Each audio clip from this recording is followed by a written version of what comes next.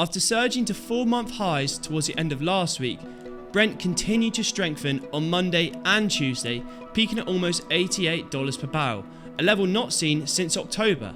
However, on the back of a rejuvenated dollar, Brent witnessed a natural correction downwards to sit in the mid $85 per barrel handles. In turn, prices are printing below our Monday forecast of between $87 and $88 per barrel.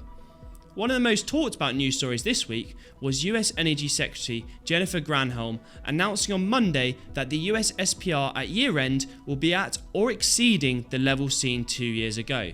This would equate to the SPR having to buy 1 million barrels of crude per day for the rest of the year in order to make up the near 300 million barrel increase. Nonetheless, the market shrugged off the news as it quietly rallied to above the $87 mark, perhaps with a sense of déjà vu, as Ms Granholm had previously banged the same SPR refill drum back in 2023. In regards to this week's central bank policy meetings, the Bank of Japan kicked us off by raising interest rates by 10 basis points, marking the first hike in 17 years. On Wednesday, the Fed came out more dovish than predicted, with their dot plot implying a cut of 75 basis points this year, despite raising their inflation expectations. The EIA announced back-to-back US crude stock draws, with this week's equating to almost 2 million barrels, with cushion inventories also posting another draw.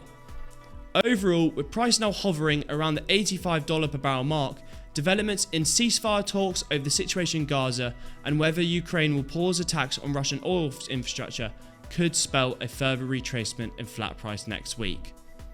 For more updates, remember to subscribe to our YouTube channel.